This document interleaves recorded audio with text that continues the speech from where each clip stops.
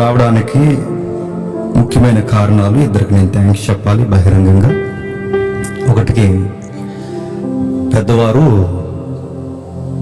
John గారు, ఇక్కడ మనకి ఏదైతే ఆనంద్ కళా కేంద్రం దగ్గర చర్చ్ ఉందో అందులో హెల్డర్గా పనిచేస్తున్నారని, చర్చ్ హెల్డర్గా జాన్ గారు. రెండు మోజెస్ గారు, ఇక్కడ క్రిస్టియన్ ఏదైతే ఈ ప్రాపర్టీ ఉందో ఆఫీసర్గా ఉన్నాడు ఆయన. ఈ పెద్దలు ఇరువురు చొరవతో మనకి స్థలం ఇవ్వడం జరిగింది. మన చర్చ్ కట్టుకునేంత వరకు జరిగించండి తమ్ముడు అని పెద్దలుగా మన పరిచయాన్ని అర్థం చేసుకుని మనకు వారు ఇచ్చిన అవకాశాన్ని బట్టి నేను బహిరంగంగా వాళ్ళకి థ్యాంక్స్ చెప్తున్నాను. ఎప్పటికీ వాళ్ళ కుటుంబాలు, వారి పరిచయ జీవితం, వారి పెద్దరికం బాగుండాలి. అలాగే ఈ ఏర్పాటు చేసుకోవడానికి ఫస్ట్ వీక్లో మనకి కరెంట్ అనేది కొంచెం ఇబ్బందిగా ఉంది. ఎవరైతే హాస్టల్ వార్డెన్ మేడం గారు ఎక్కడెక్కడ కూర్చున్నారు, నిజంగా ఆవిడ సహకరించి పర్వాలేదు నాన్న, ఈ దేవుని పరిచర్య, ఇక్కడ ఎలాంటి ప్రార్థనలు, ఇలాంటి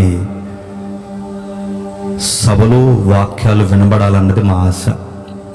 బహుశా ఈ దేవుని నడిపింపేమో, ఇది వాడుకోండి ఈరోజు ఆవిడ పర్మిషన్ ఇచ్చారు మనకి. ముఖ్యంగా అన్నిటికన్నా ముఖ్యంగా నా మనసును కదిలించిన మరొక సందర్భం, సుమారు ఒక 80 మంది పిల్లలు ఉన్నారండి ఇక్కడ ఈ హాస్టల్లో చదువుకుంటూ.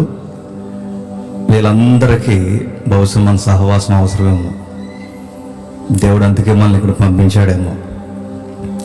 ఏదో ఎంటర్టైన్మెంట్ ప్రోగ్రాలు ఉంటాయి, ఈ పిల్లలు ఇక్కడ హాస్టల్లో ఉంటారు. ఇప్పుడు వాళ్ళకి ఎంటర్టైన్మెంట్ ప్రోగ్రాం అది కాదు, చెప్పండి. ఎవ్రీ సండే దేవుని యొక్క వాక్యము, పాటలు, సహవాసం, ఇది వాళ్ళకి ఆనందకరమైన సహవాసం. బహుశా వీళ్ళెవరో దేవునికి కావాల్సిన ఆనుమత్యాలు ఉన్నారేమో, అందుకే దేవుడు మనల్ని ఇక్కడి వరకు పంపించాడు. ఎందుకంటే ఇందులో నైటింగల్ ఉండొచ్చు, మదర్ తెరీసా ఉండొచ్చు, తల్లి లూదియా ఉండొచ్చు, అలాంటి క్యారెక్టర్లు ఉన్నవాళ్ళు ఉండొచ్చు. కాబట్టి ఏదేమైనా దేవుని చిత్తం, దేవుని చిత్తానుసారంగానే మనం ఇక్కడికి వచ్చాం. ఇప్పటివరకు సిటీకి అవుట్లైన్స్లో పెట్టాం మనం, కానీ ఇప్పుడు సిటీకి నడిబొడ్లోకి వచ్చాం. ఏదేమైనా దేవుని మేలే. మొన్నటి వరకు అక్కడైతే ఎంతమంది ఉన్నారు, మరి ఏంటి ఇక్కడ ఎంతమంది ఉన్నారు? చాలామంది వచ్చారు, ఇంకెంతమంది వస్తారో చూద్దాం. ఎంతైనా దేవునికి మహిమ కలుగును గాక.